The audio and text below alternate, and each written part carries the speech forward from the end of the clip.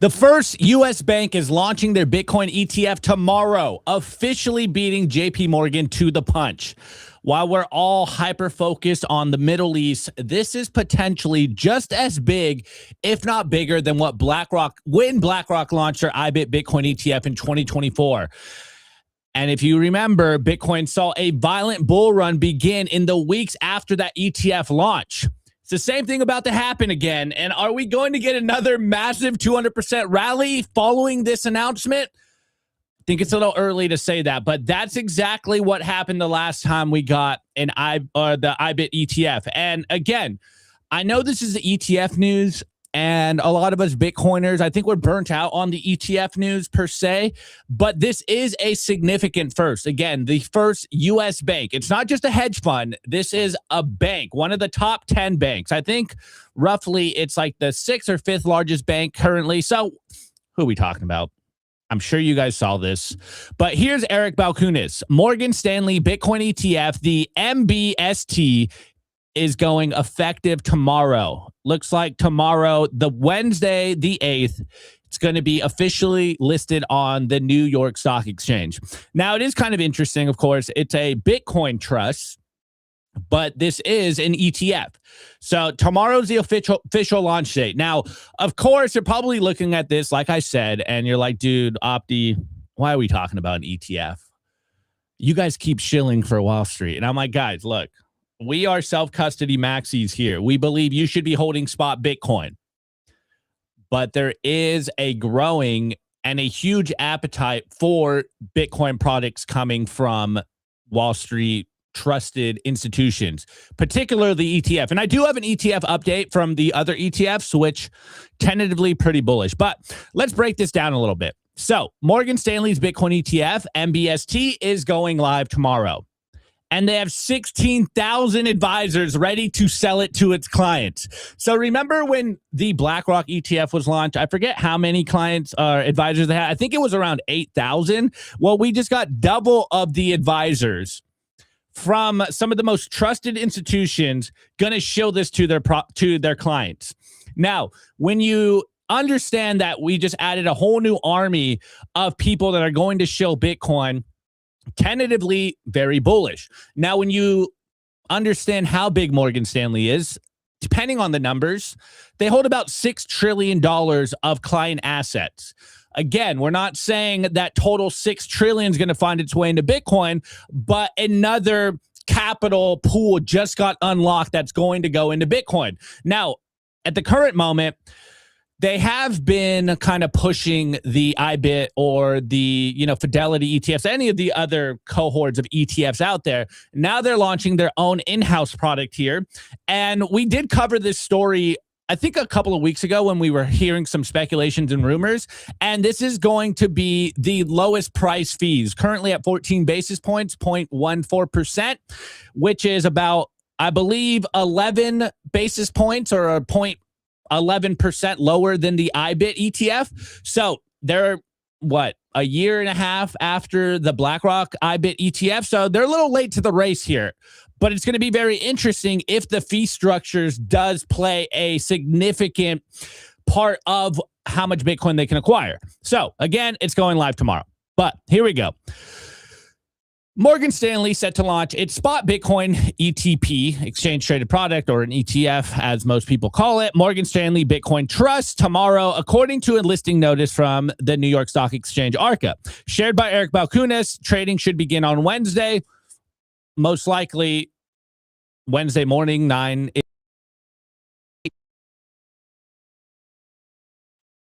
I don't know why it keeps doing that for me, guys. It's our streaming software is acting up today. Anyways, again, first major U.S. bank to launch an ETF. Now, I know you guys have been saying for a while, we've even been saying it. One, you guys keep shilling for Wall Street products. Well, we are a news show, and we got to keep you informed of all of the latest news on Bitcoin. But this is a significant first. And I think this is going to be a start of a growing trend. Remember, we've covered last year that JP Morgan, they've been pretty quiet in the last couple of months, but they've been pretty vocal about how much they want to launch Bitcoin products. They are the authorized participant of the BlackRock IBIT ETF.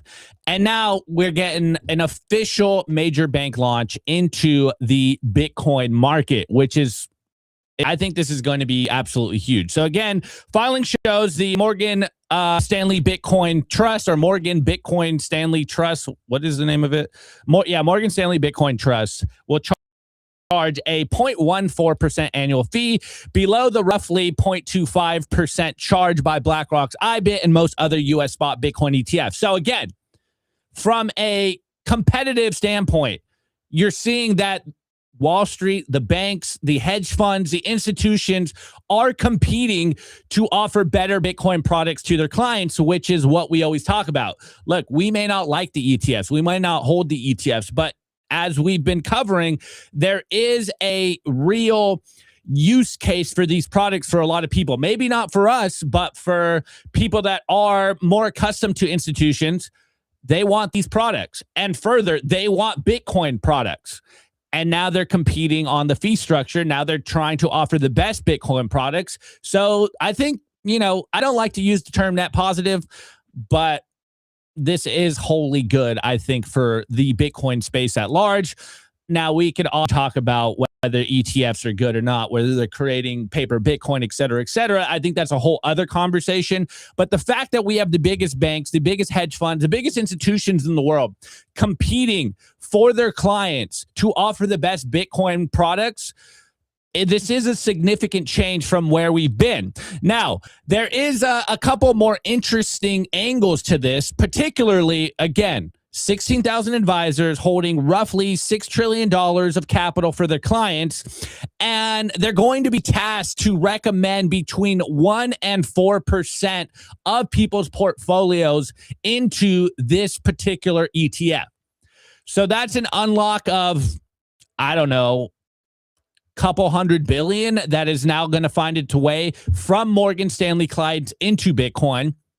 At today's price, that's a significant amount of capital. They have a very good chance of acquiring a lot of Bitcoin, and that's the real question, like, where are they going to get the Bitcoin? There's only two ways. You either sell your Bitcoin to Morgan Stanley right now, which is, there's probably like 3 buyers in the market currently. Saylor is buying all the Bitcoin. We have Larry Fink, and now we have Morgan Stanley. So if you're selling your Bitcoin currently because you think you're going to trade the Bitcoin from 60, I don't even know what the price is, to 66, 67K, so you can buy it lower at 40K, you're basically selling it to the very people that you thought you were going to disintermediate and outcompete. And if this does get a significant amount of capital, you might not get it back at the same price that you got it. You might not be able to get it at these lower prices. So this is an interesting, significant move happening from a major U.S. bank. And then we got Fong Lee, of course, from Strategy. And he goes, in the last month, let me pull it up. Hold on. In the last month, Morgan Stanley, Charles Schwab, and Citadel, among the world's largest wealth managers, broker dealers, and hedge funds, have all announced plans to build Bitcoin capabilities. It's probably nothing, though, huh? Like, it's probably not that big of a deal because we're just such hardcore Bitcoiners, and it's not self-custody. It's not done right. I totally fall in line with the hardcore, hey, it's not self-custody, and you probably shouldn't be buying this. But as we've been covering, since last year, well, really, since BlackRock started this race in 2024, it's been a slow progression of these institutions wanting to deliver Bitcoin products to their clients. 2024, it was slow. Everyone was kind of just watching the IBIT ETF. Obviously, there was other ETFs that followed, but most of them were coming from the Bitcoin space or Bitcoin as companies. Now, in 2025, we saw that the banks have pretty much gotten the green light that they can officially offer Bitcoin products. And as I was saying, I believe 2-3 weeks ago on the show, 2026 might be that inflection point where we see literally the biggest names in finance either launch Bitcoin products, be allowed to sell spot Bitcoin to their clients. Like, this is a significant amount of capital that is now at the very least, being exposed to Bitcoin in a, quote, safe, reliable way, because they do trust these institutions. We, as hardcore Bitcoiners that have been in the space for a long time, we really, we kind of were outsiders to start with. But if you are from a more conservative, traditional financial perspective, you are waiting for these big names to launch Bitcoin products so you feel comfortable with holding that Bitcoin. We don't want to use these products. We don't want them anywhere near our Bitcoin. But if you use Morgan Stanley, if you are a JP Morgan client, if you are a BlackRock client, most likely, again, I know you guys yell at me because I always say mean words about boomers, but if you are of the older cohort, you trust these names to handle your money. And now what are they officially all saying? They're giving Bitcoin the stamp of approval. We're going to launch these Bitcoin products. We have our own Bitcoin ETF. 6,000 advisors are going to start recommending 1% to 4% into these Bitcoin products. That's a huge unlock of capital that is now going to be able to find its way into Bitcoin. So let's talk about this, Nico. And I will give you guys some numbers of the other ETF because we did see some bullish stuff happen with the other ETFs. But this alone, I think, is a huge news story. Again, probably not if you're a more hardcore Bitcoiner, but it does feel like we have now officially entered into the early majority phase of Bitcoin.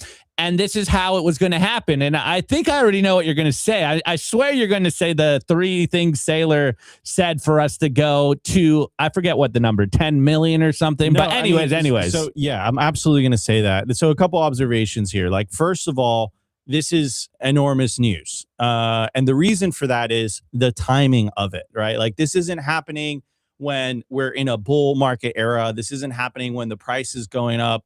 This isn't happening, the year after the halving. This is happening the year of the bear market. You have a major US bank basically going out there. They're seeing what BlackRock is doing. They're seeing the amount of money that BlackRock is making. They're seeing that the Bitcoin ETF is the most successful ETF launch in financial market history. And they're saying, hey, wait a second.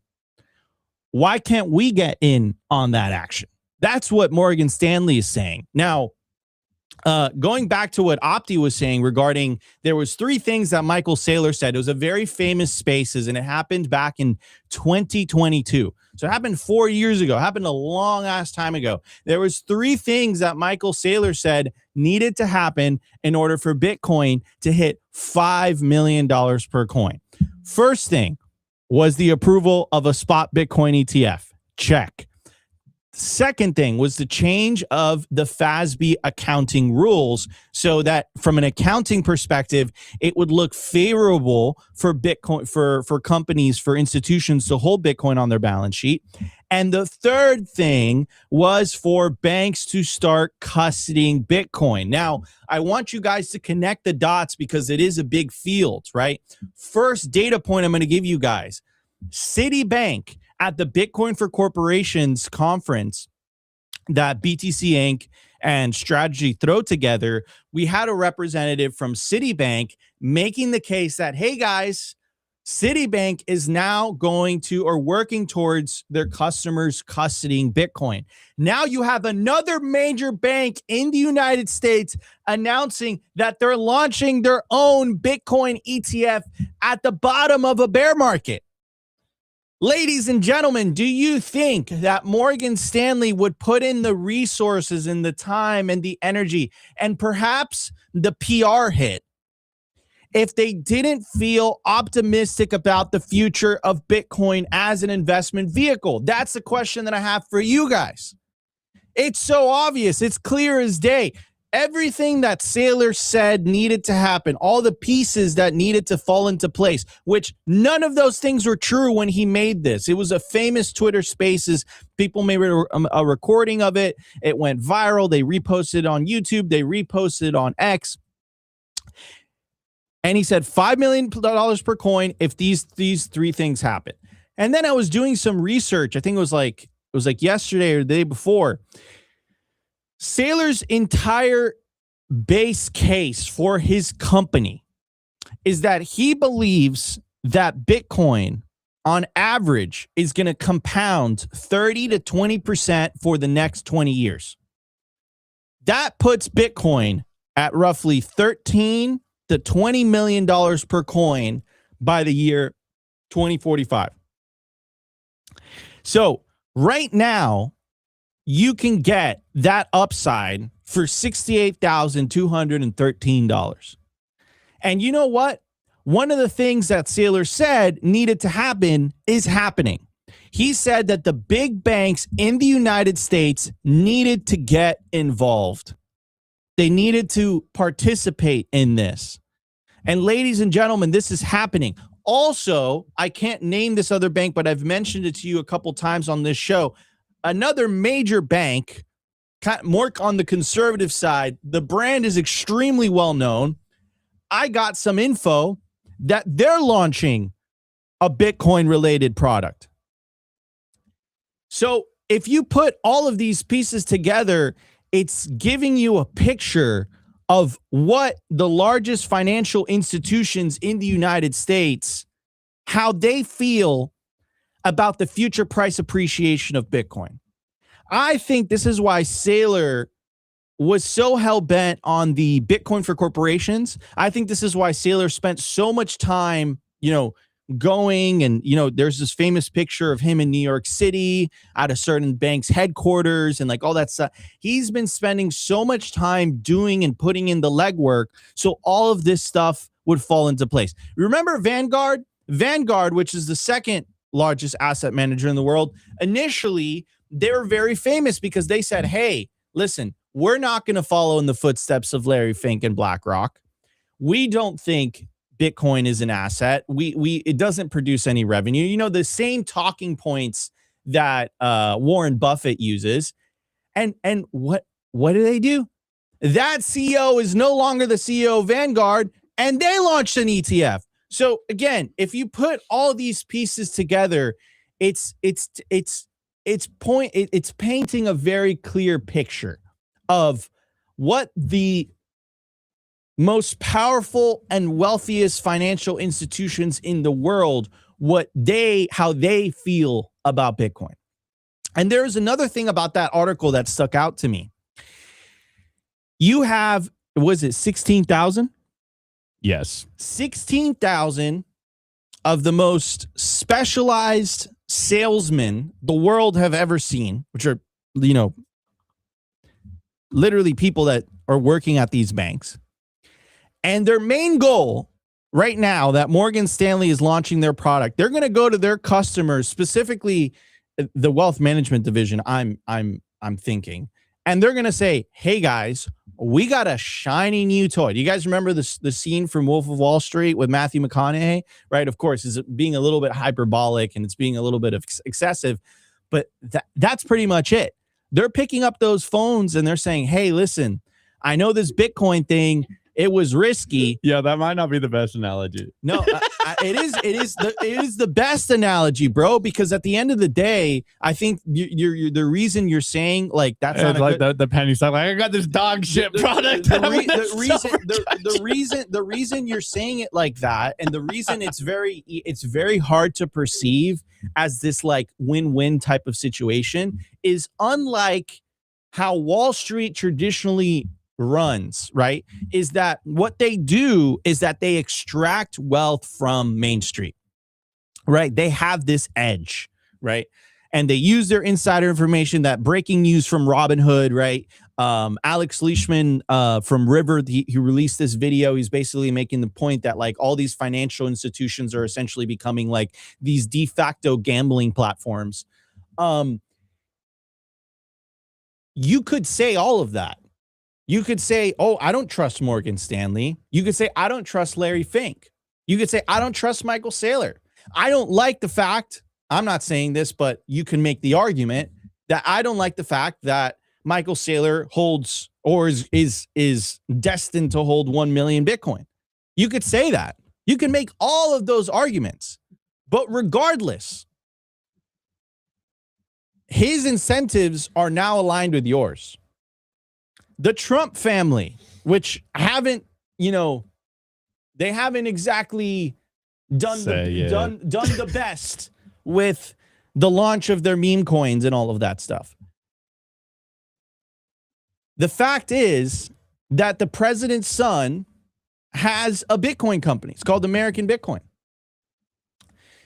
Trump's own social media platform, they have exposure to Bitcoin.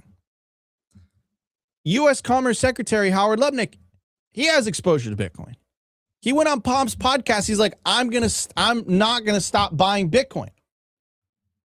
Now you have Morgan Stanley. Now we're going into kind of mainstream territory, ladies and gentlemen. In the midst of a bear market, they're coming out and they're saying, hey guys, we're going to launch a Bitcoin ETF. And why are they doing all of this? Do you think they're doing this because they're tuning into Simply Bitcoin and they're like, yo, these guys are so right. We got to separate money from state, bro. Like the money's broken and the Fed. Nah, bro, they still think we're kooks, right? The reality is that the Trojan horse, right? Alex Gladstein wrote an amazing article many, many years ago. It was published on Bitcoin Magazine. It's called Bitcoin is a Trojan Horse for Freedom. All of these banks, all of these institutions, these sovereign wealth funds, they cannot resist. They cannot resist. And right now, what you're witnessing is a capitulation, just like every other bear market that has happened throughout Bitcoin's history. You're seeing a capitulation on the country level, on the institutional level. You're seeing a capitulation, but the companies that are well structured to endure and survive in this kind of, up in the air type of environment, they're positioning themselves so when the bull market returns, and it will return, it always returns, the infrastructure is in place for Bitcoin to reach those higher highs. The infrastructure was not in place before. It didn't exist. Now the infrastructure, not only does it exist, it's cycle tested. The BlackRock ETF, it's gone through a cycle. Strategy, it's gone through 2 cycles at this point. So all of this needed to happen in order for Bitcoin to hit new highs. Without all of this happening, and I know you guys in the chat that are just like, listen, like Nico, I don't want Wall Street to buy Bitcoin. Well, dude, if you don't like Wall Street to buy Bitcoin, go and smash buy Bitcoin. Go do it, right? But we are at a market cap. We are at the size of the asset is so large that it's inevitable that institutions are starting to look at this and they're saying, yo, this thing is real. It's not going away. And now it's Bitcoin's time to prove that it's made for the next levels. Now it's Bitcoin's time to prove that it is worthy of being a $5 trillion asset, a $10 trillion asset, a $20 trillion asset. This is what is in front of us, ladies and gentlemen. And because there's not 100% certainty, there's an element of risk. And that element of risk is why you see the volatility that you see, right? And again, Saylor very wisely released an entire product for people that didn't want to endure the volatility, which is the stretch product, which is, again, based on the thesis that Bitcoin is going to have a 20 to 30% CAGR for the next 20 years. So he's like, I'm going to remove the risk. I'm going to get the upside. I'm going to take the 11%.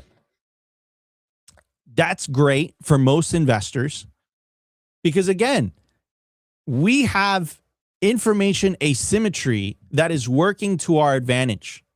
We know that Bitcoin is the best asset the world has ever seen. We know everything that has and could have been said about Bitcoin and written about Bitcoin, that has been written and said already. You had the intellectuals of our lifetime. I remember I was interviewing Saifedean in Lugano at the Plan B forum. And one of the first questions I told him was like, dude, like, you know that in like 100 years or 200 years, you're going to be like, you're basically going to be talked about like Hayek. Like you're going to be talked about like, you know, these world-renowned economists. I hate that word, but so be it. That because they came around before their time, there's this kind of like mythology around them, right? Like they become like they become myths, they become legends. But we forget that they were human beings. We forget that there was a point in time where Hayek published his book and people were like, "Oh, dude, this thing is crazy. This thing's sick." And they bought his book. Well, we are living through that time right now, ladies and gentlemen. We are living through that time. But we're living through this economic pivot, which is Bitcoin. We're living through it. We're witnessing it. We're seeing it. And we're walking besides the footsteps of legends like Saifedean, like Saylor, like, I mean, you could say whatever you want, but in 100 years, bro, that's what's going to be looked at. It's going to be obvious. Like Opti. Like Opti. No, I agree, Nico. That was a great rip. This is what's happening, right? So anyways, to kind of wrap this up, weave it back in, this is massive news. This is massive news. And again, this is just another giant rubber stamp of approval, once again vindicating our thesis, right? And I literally can't keep a straight face because Opti is just like dying of laughter. The chat is like they're on fire today. Sorry, dude.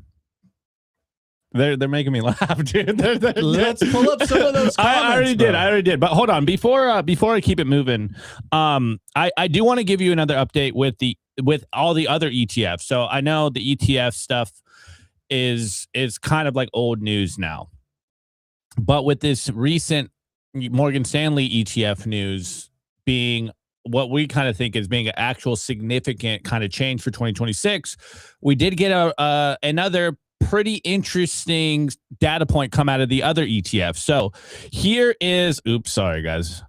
Here's the block, and I'm just going to read the headline here because that's all you really need to know. It goes, spot Bitcoin ETFs report largest single day inflow in 6 weeks worth $471 million. So $500 million of inflows are back on the table for the ETFs. And someone made a pretty good comment earlier, and it's too far up ahead. But this is like the feeling that I'm also getting. And to paraphrase the chat comment, it was something on the lines of, I thought I can't believe what I'm watching right now, where retail is completely checked out of Bitcoin and the institutions are more bullish on Bitcoin than retail is right now. And the reason I'm bringing that up is because we're seeing something similar happen with ETFs. Now, of course, it's not the monolithic institution. It's the institutional clients or a traditional investor looking at Bitcoin and they want some Bitcoin exposure.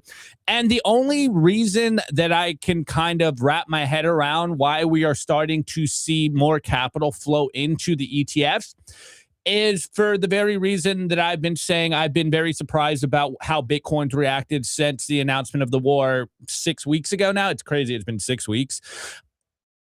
The fact Bitcoin didn't drop after that on that Monday after the initial attack, I thought it was very surprising.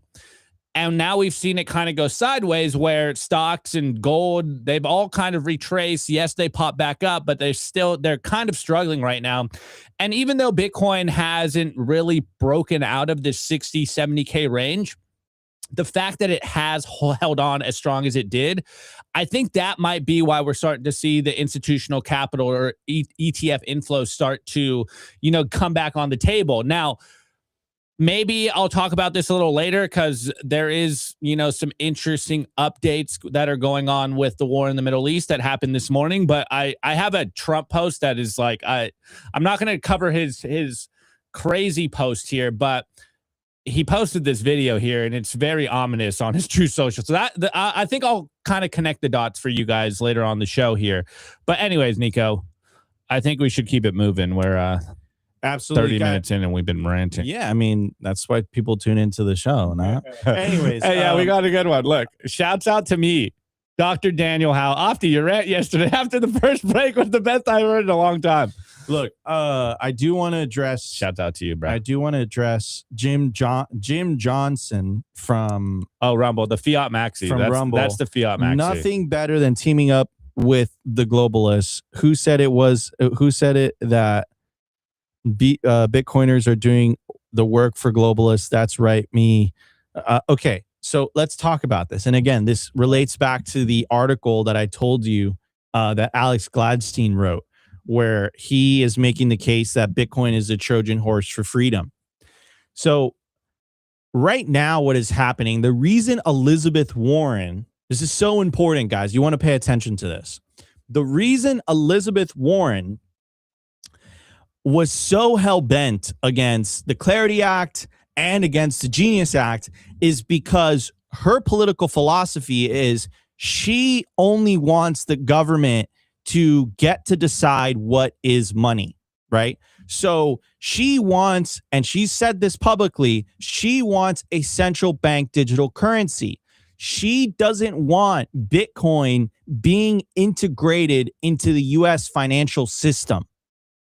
Because if you think about what Bitcoin is, right? If you think about it for a second, think about what happens when all of a sudden people start, let's say the Stretch product, for example, that thing survives 15 years. Now think about the younger generations that are internet native. They were born into a world where Bitcoin already exists, right? And you start thinking, and the younger generation specifically, which I believe got the shorter end of the stick, specifically the millennials, the Gen Zers, Gen Alphas, Gen Betas, et cetera, et cetera. Because they got the shorter end of the stick, they are by default going to already not have a lot of confidence in the current financial system. So with an integration of Bitcoin into the current financial system, again, your ability to go in and out, right, from dollars to Bitcoin is going to get progressively easier and easier and easier. This is why she didn't want the Genius Act passed. This is why they don't want the Clarity Act passed. This is why they had Operation Choke Point 2.0, and this is why they shut down banks like Signature Bank. This is why they didn't want Kraken to have a federal banking charter with the Federal Reserve. This is why they didn't want all of those things to happen. Remember, ultimately, Bitcoin is a bottom-up revolution. First, it was adopted by the individuals. Now it's being adopted by institutions. And then inevitably, it's going to be adopted by nation states. And remember Max Kaiser's famous quote. Because, guys, if Bitcoin is able to be co-opted, it's already failed. This is what you guys have to understand. But remember Kaiser's quote. You don't change Bitcoin. Bitcoin changes you. So just by these institutions offering these products, just by their customers getting exposure to Bitcoin, just by the youth not being able to afford things and starting to, and seeing Bitcoin and seeing, wow, that is actually a viable and better alternative, you are going to have a cultural and financial peaceful revolution. This is where all the memes stem from. This is where fix the money, fix the world comes from. This is where Kaiser, you don't change Bitcoin, Bitcoin changes you, comes from. This is where Bitcoin or slavery comes from. All these memes, they come from this base idea. So it's like you can say whatever you want about us. Oh, we're talking about, Larry Fink and BlackRock's ETF. You're talking about, Morgan Stanley launching an ETF. Guys, do you not remember 4 years ago? Do you not remember how much 4 years ago they were trying to put us in prison? 4 years ago, they were trying to destroy our industry. They were launching attacks left and right. The ESG narrative. What happened to the ESG narrative? Yeah, what happened to it? Do you remember the hit pieces from the New York Times? The multiple hit pieces. It got to a point where there was like, if you turned on to the Chinese Communist Party's official like news channel, that video was funny. Their excuses were getting so desperate. It was getting to a point where it's like, listen, if everyone's going to adopt Bitcoin, everyone's going to die. Like it was so like hilarious and like whatever. That's what they were trying to stop. They're trying to stop the normalization of Bitcoin in people's minds. And that is what's happening right now on a cultural level, on a financial level. Yes, Wall Street is going to think they're going to be able to do what they do with everything else. But the advantage here for you as an individual, the everyday person who's just tuning into Simply Bitcoin, staying humble, stacking sats, is that guess what? If Bitcoin goes up 50%, 100%, 200%, 300% from here, you know what? You're going to benefit just as much from holding your 0.1 Bitcoin or 0.5 Bitcoin than Michael Saylor is holding, whatever. I think on a personal level, he's holding 10,000. So on a percentage basis, you're going to benefit equally to him, right? That's the beauty of this, right? And if you transition your life to a Bitcoin standard, which is what we advocate for every single effing day of this show, you are going to benefit from all of this. This is bullish news from a number go up perspective. From a fix the money, fix the world perspective, again, you got to take self-custody. That's it. That's it.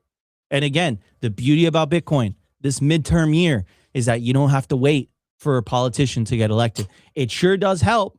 You obviously do want a more positive political environment. One of the things that bums me out about the Trump administration launching meme coins and people getting burnt with meme coins is that, you know what? Most people can't tell the difference between Bitcoin and crypto. And when inevitably the pendulum swings back, which it always does, politically speaking, right? What do you think they're going to do? What do you think the Elizabeth Warren camp is going to do? What are they going to do? But again, if you are bearish that Morgan Stanley, one of the largest banks in the United States, is launching a Bitcoin ETF, what do you think they're going to do when, you know who runs Washington? The lobbies. That's who runs Washington. It's the interested parties. Those are the ones who fund all the politicians and their campaigns and their donations and the super PACs and all that stuff. It all comes from lobbyists. That's where it comes from. And who are some of those biggest lobbyists? The banks. Who is the biggest hurdle for the Clarity Act to pass right now? It's the banks, right? And now what happens when you have major U.S. banks going out publicly and saying, hey, guys, we're launching Bitcoin-related products. You know what happens if Washington starts passing hostile Bitcoin regulation? You know what the first thing those banks are going to do? They're going to start making those phone calls and they're saying, hey, about that donation, about that support, I don't know how I feel about that anymore. This is all about incentives. And the beauty of Bitcoin is that it aligns incentives from the little guy to the big guy. That's the beauty of Bitcoin. It's this bottom up kind of virus-like type of phenomenon that you see. So this is incredibly bullish news. I can't emphasize that enough. Like, this is what winning looks like. But again, we're going to continue to beat the battle drum of self-custody, because ultimately that is the only way you reclaim back your financial sovereignty. It's only by having Bitcoin in your own custody. That's the only way. If you have it in ETF, it's not yours. They have it for you. You have to ask for permission ultimately, I know it doesn't feel that way with the slick UI and the ease of use, whatever, but you want more people actively taking self-custody of their coins. That is ultimately what's going to change the world. And again, I think this is a positive step in that direction. Anyways, guys, if we just broke 500 live viewers on YouTube, if you guys are enjoying the live show so far, make sure to smash that like button. We got a ton of content lined up for you guys today. It's going to be a great show. We got clips from, oh my God, what's this gentleman's name? He's a legend. Adam Meister, the Bitcoin Meister, talking about how he felt 10 years ago when Bitcoin was at $700. You're going to hear very, very similar sentiment and feeling. And then, of course, we got a clip of the one and only legendary James Lavish, and he was dropping some softs talking about how inevitably they're going to print money. And then during the culture segment, we're going to be giving away some sats, so you guys are going to want to stay tuned in for that. Guys, it's going to be an incredible show. You guys are going to want to stay tuned in. We're going to be right back in just a bit. Today's episode is brought to you by Bitcoin Well Infinite. If you're a serious Bitcoin buyer, you've probably hit the same wall. Most platforms make you give up custody just to play by the rules. Bitcoin Well Infinite fixes that. They're North America's only publicly traded, non-custodial OTC desk listed on the TSX Venture Exchange, which means transparent operations and zero counterparty risk. You buy Bitcoin, you take immediate control, period. For trades over $50,000, you get a dedicated executive Bitcoin advisor, competitive spread starting at 1%, and immediate delivery straight to your own wallet. No custody risk, no withdrawal fees, just institutional grade execution with full asset control. If you want to buy Bitcoin the right way, book a free consultation at bitcoinwell.com/OTC or email infinite@bitcoinwell.com. I want to give a shout out to our partner, StampSeed.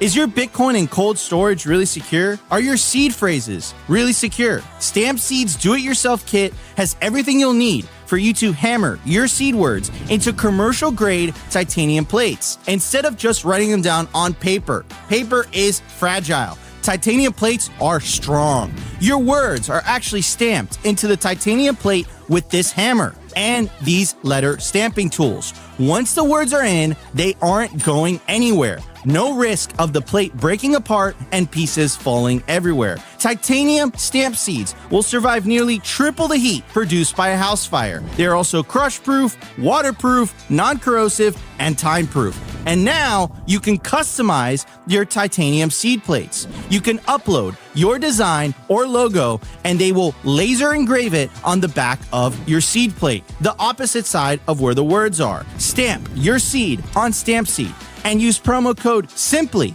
to get 15% off anything on the stampseed.com store. All right, everybody, we are back. At the time of recording, the Bitcoin price is $68,370. Sats per dollar, 1,463.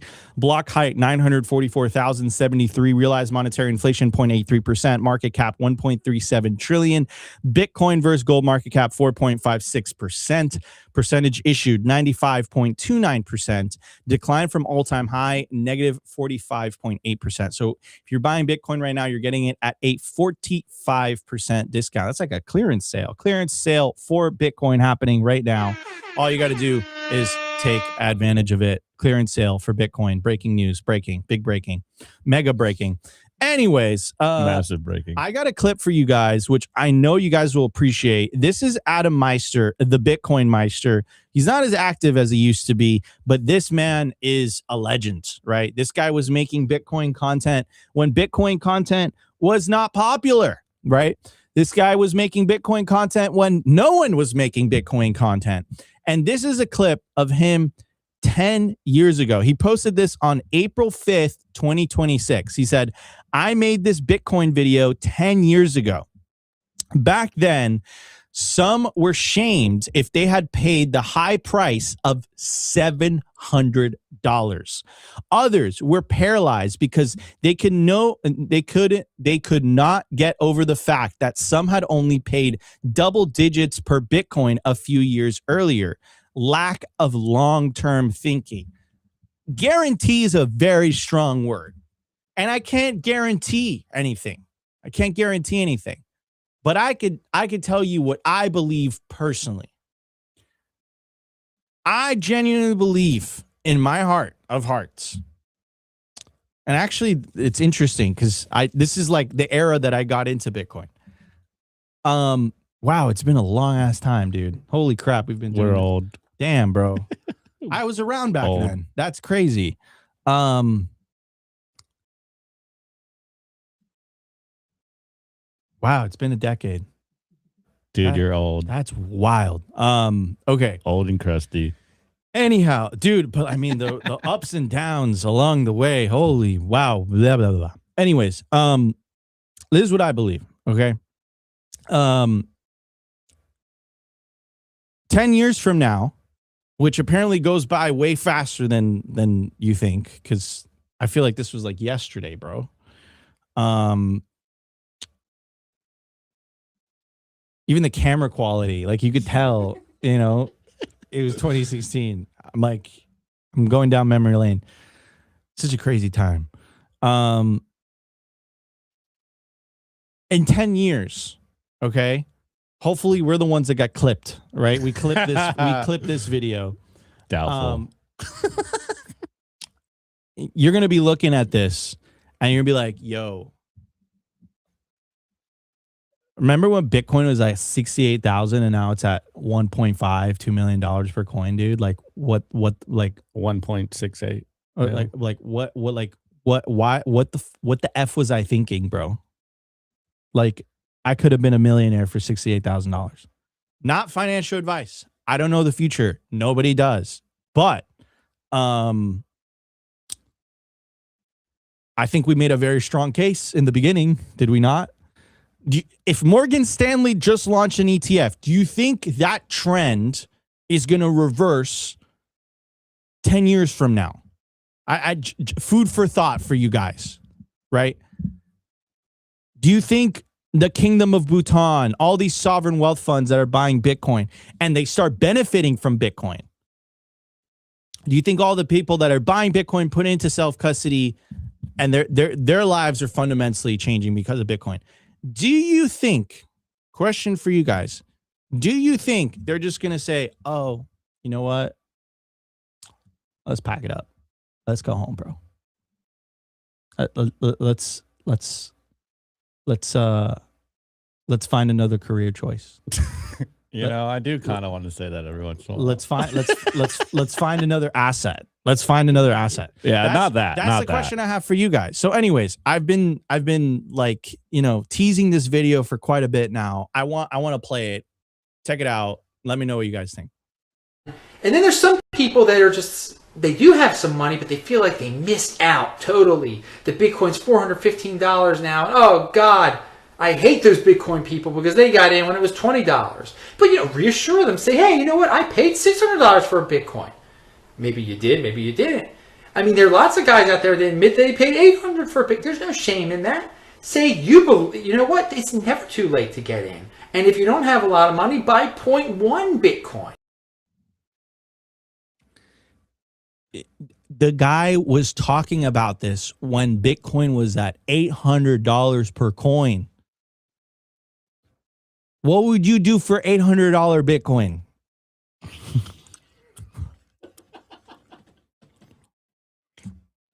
Things I can't say on this show.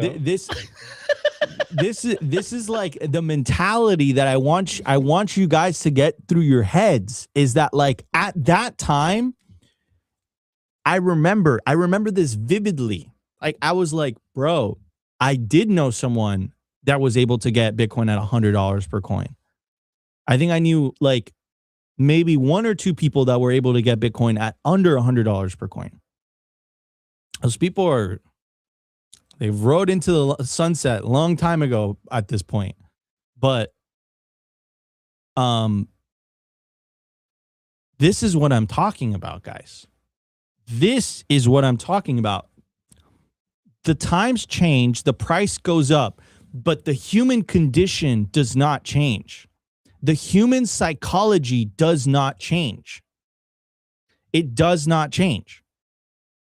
Oh, I love that comment. Thank you, JRR Tokens. Fast forward 18 months from now, we will be at 10,000 live viewers where we won't even be able to talk to each other over anymore because the chat will be moving too fast. Enjoy we'll add the mods. Everyone is now a mod that's been hanging out with us in the bear market. No, that's too much work. Okay. All right, guys. So let's look at this seriously for a second. If you don't learn lessons from the past, you're destined to repeat it. That's it. That's my take. Yeah, a great, wow, some Nico wisdoms here. You really maturing with that beard as you get older. It's gonna be great soon. Anyway, look, this I'm a 2017 Bitcoiner. So this is right before my time.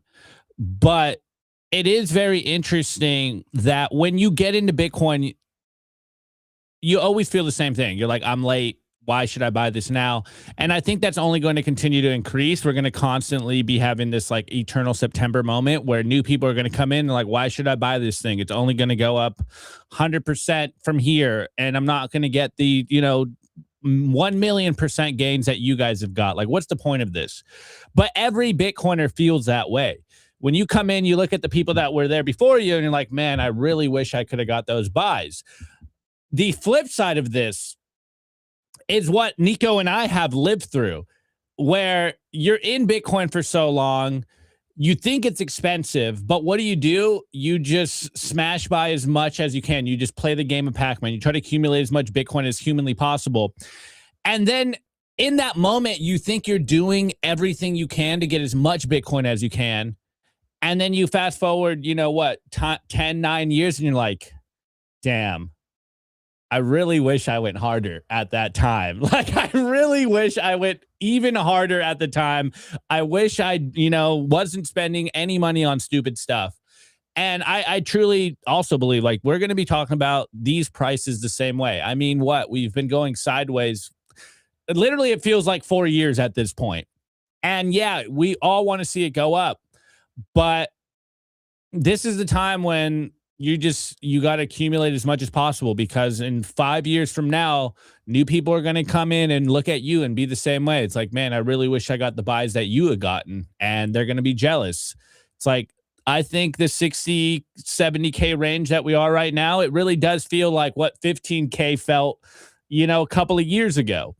And it's just always going to be this process. And we're always going to look back on these clips and be like, man, I really wish there's people that are like, I really wish I got Bitcoin at 100K.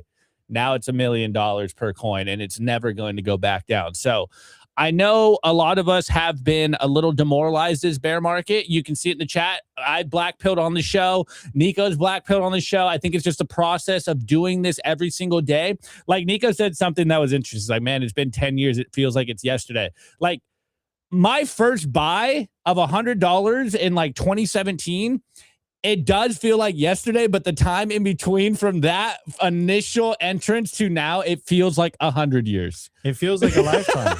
It feels like a whole lifetime. Like we've aged like a lifetime too, bro. Like it does feel quite long. Anyways, guys, it's still going to be an incredible show. We still have a ton of content for you guys left. We have a clip of James Lavish talking about the inevitability of them printing money. Again, the famous meme that was created by Knut Svanholm, infinity divided by 21 million. And again, if they continue to print money, good to see you bullish again, Nico. Optimus was getting lonely. Appreciate the chat, bro. The chat keeps us up. They're being nice. They're being nice. Dude, actually, they were being nice to me yesterday, and now they're being nice to you today. We got a prediction in the chat. Juggernaut says 2028, it will be 300K. 2030, 500K per coin. Bearish. Moonshine Fuel says it's like the argument was it too late to buy Manhattan in the 1800s. Well, obviously no, but that's what some people thought back then. Yeah.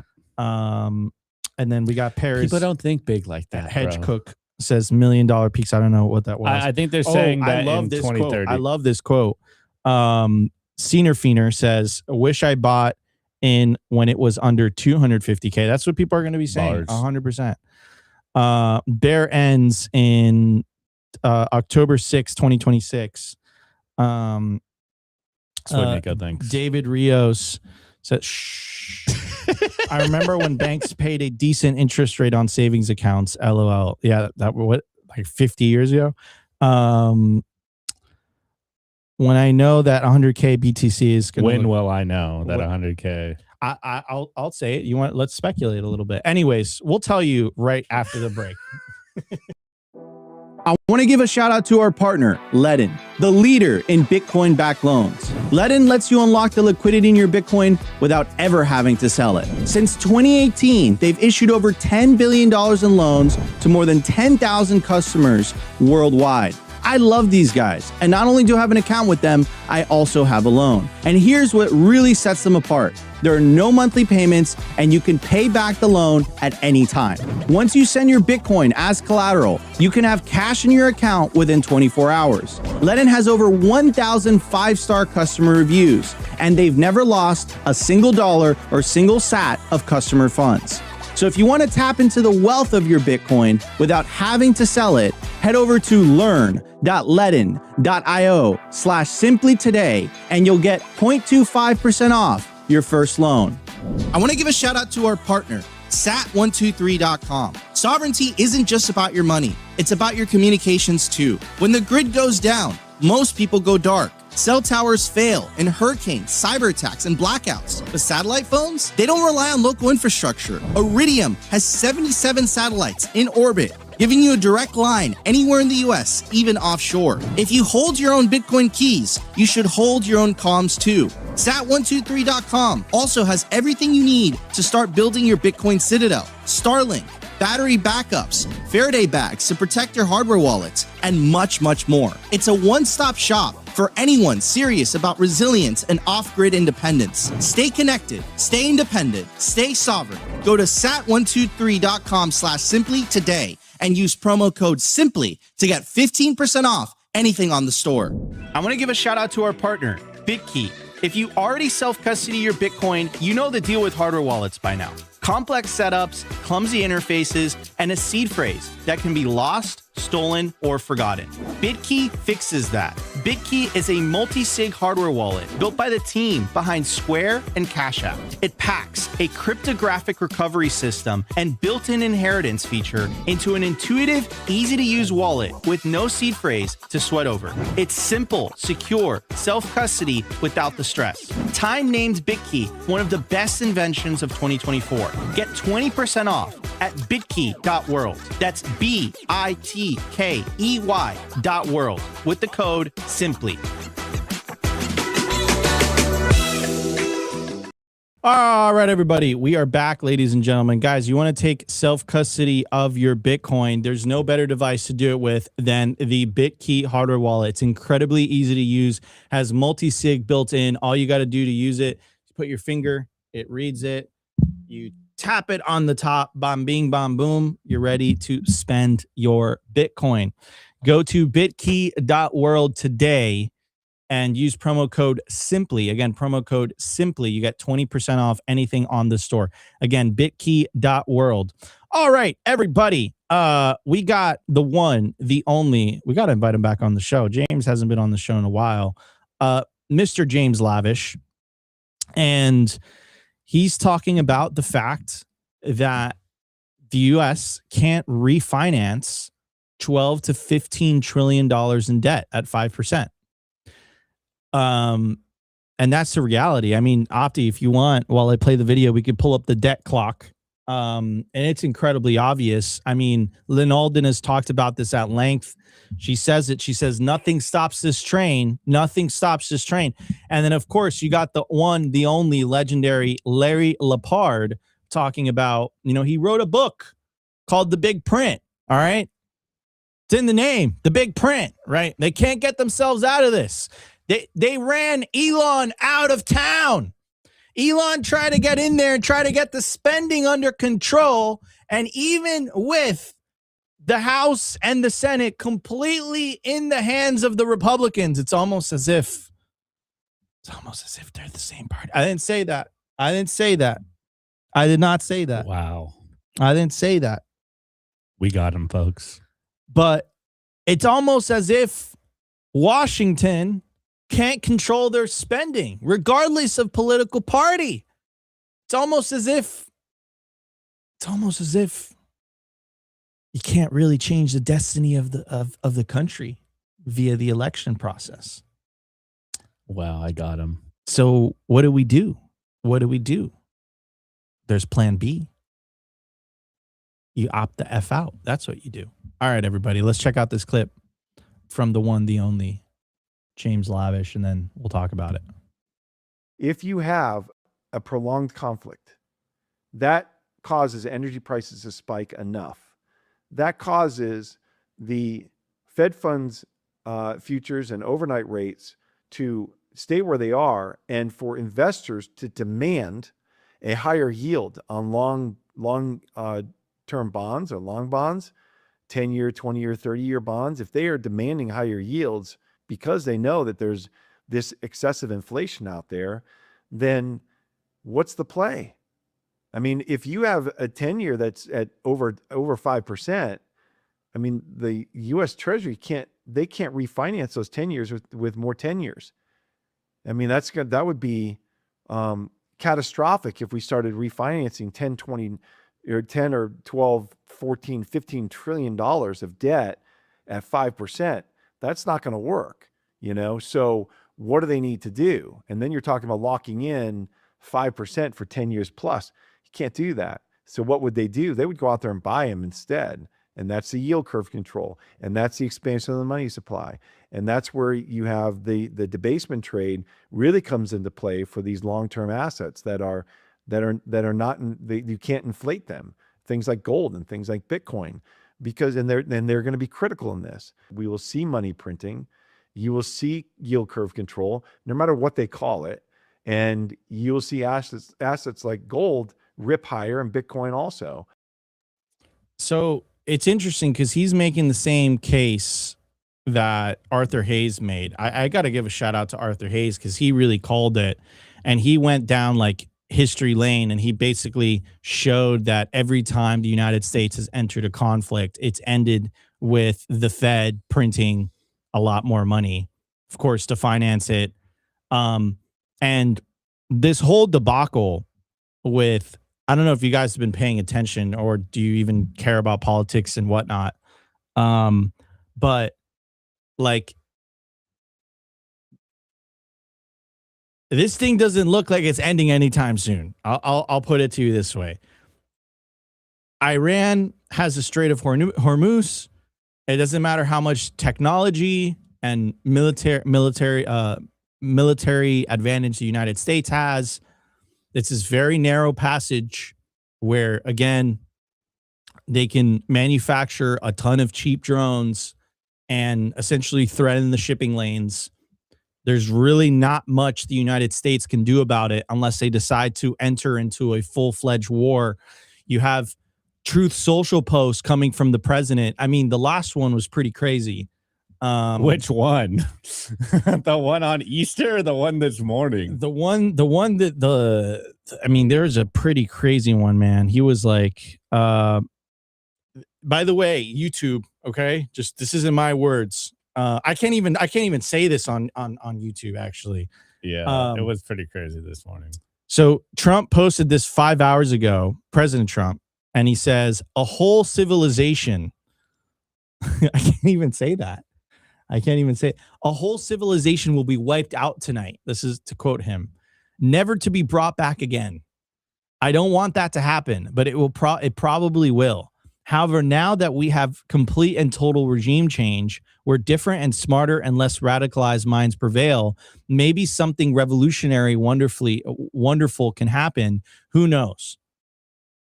We will find out tonight. One of the most important moments in the long and complex history of the world. 40 years of extortion, corruption, and death, and will finally end. God bless the great people of Iran. Like, you can't, this is my opinion, could be wrong here, but like, you basically take out the entire leadership the regime doesn't change. They're entrenched ideologically and from a religious perspective. I don't think, if you take a look at Afghanistan and if you take a look at Iraq as examples, I don't think that's I don't think you're going to get the outcome that you want to get. Like, the United States has kind of been in this, in this situation really since Vietnam. Iran is not Venezuela, right? Like, Venezuela, you actively had this giant diaspora all around the world that was 1/3 of the country's population essentially begging for the country to change. And then a big portion of the population within the country that was tired of it. Also, from a cultural standpoint, it was very similar to the United States. Iran is not any of those things at all, right? So again, what do you do from here, right? And if I was in Iran's situation and position, right, put yourself in their shoes. Like, if you basically had all the top levels of your leadership taken out by a foreign country, would you trust that foreign country in negotiations? And then that foreign country basically says, hey, we will, this is crazy, Opti. We will essentially make you disappear. That's crazy. How do you think you're going to react to that? Right? You're not going to react well, right? The United States was in Afghanistan for 20 years. You had the highest technology. And what was the outcome? What was the outcome? You know who controls Afghanistan today? The Taliban. It's 20 years of war. 20 years. This is why I was so upset. Trump ran on a platform where he said no more wars. No more forever wars, because the American public was sick and tired of the same BS over and over again.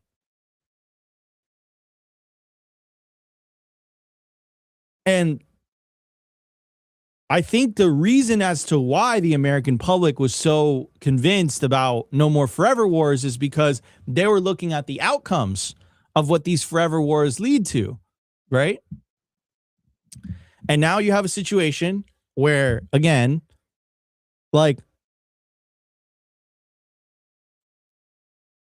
you have a lot of the world's energy that goes through those shipping lanes. And they have this asymmetric advantage where money doesn't fix it, right? So when James Lavish says prolonged, and when Arthur Hayes is talking about prolonged, and I'm looking at the situation, if I was Iran, I'm looking at this from a life or death lens. That's how I'm looking at it. Because I know that if I give up,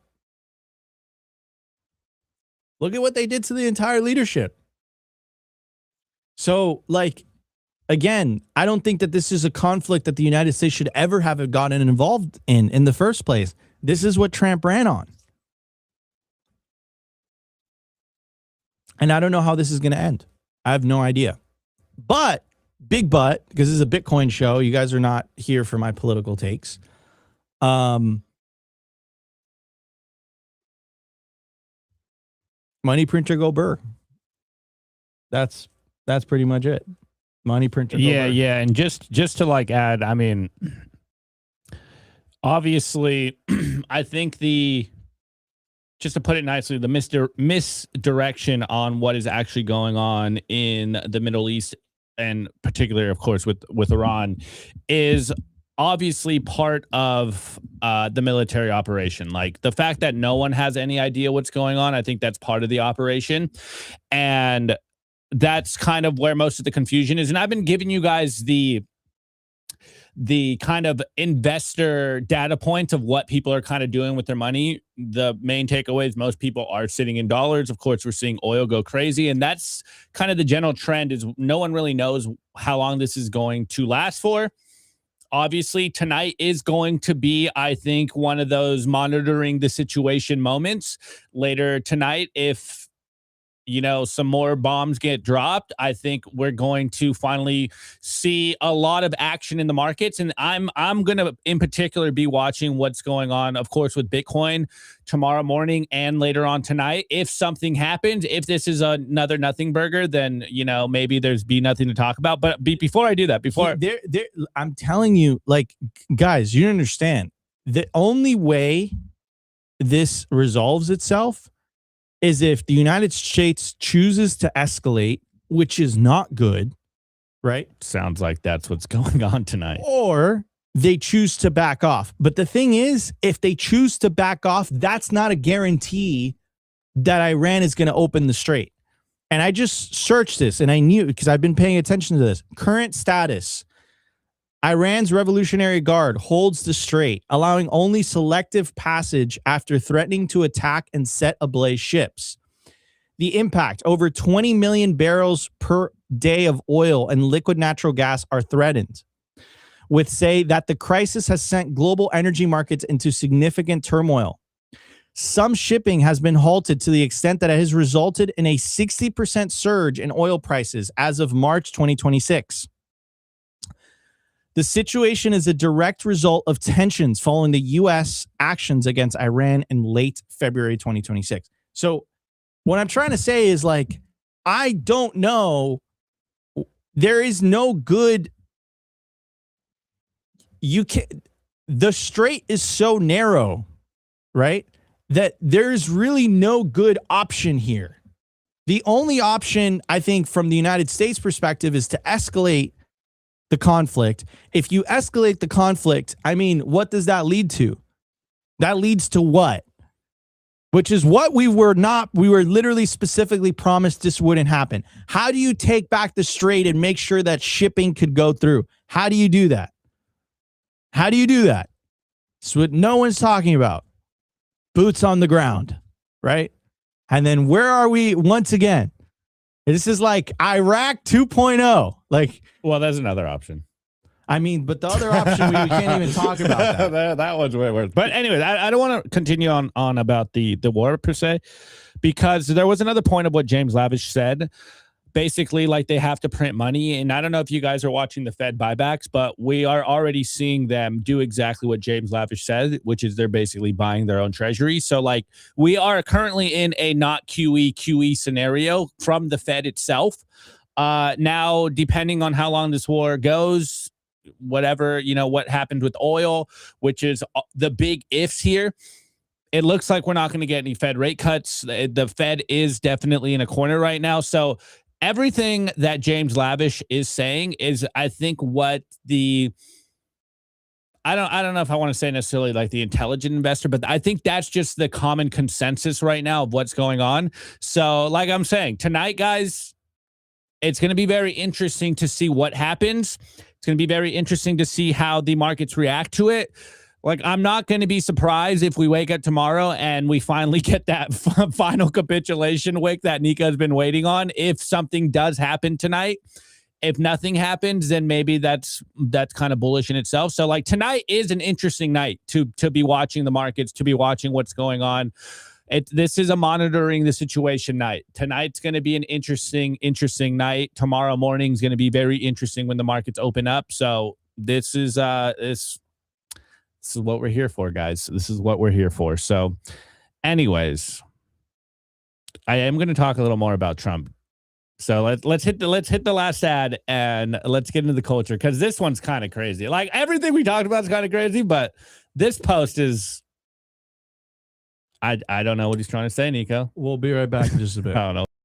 I want to give a shout out to our partner, HIVE Digital Technologies. Fueled by clean energy, HIVE has quadrupled its global Bitcoin mining footprint and channels that same scale into high performance compute, where their AI cloud is now ranked #1 in the world for network performance. At HIVE, You've got dual engines, Bitcoin and AI humming, roaring, accelerating in unison. They're lean and mean, they're green and clean, and they're rewriting the playbook on sustainable digital infrastructure. You can catch the latest buzz at HIVE Digital Tech or at HIVEDigitalTech.com. Yeah, me and Nico arguing off air. All right, guys, look.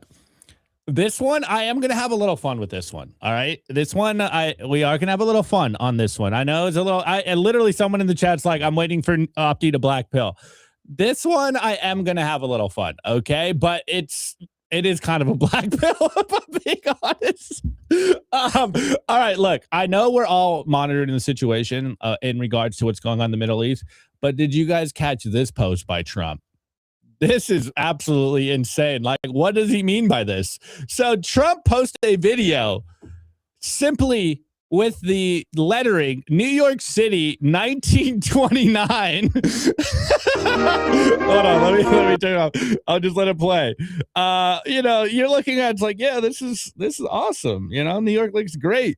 But I don't know. I'm looking at this, I'm like, is this not like more ominous a post than anything else he's posting?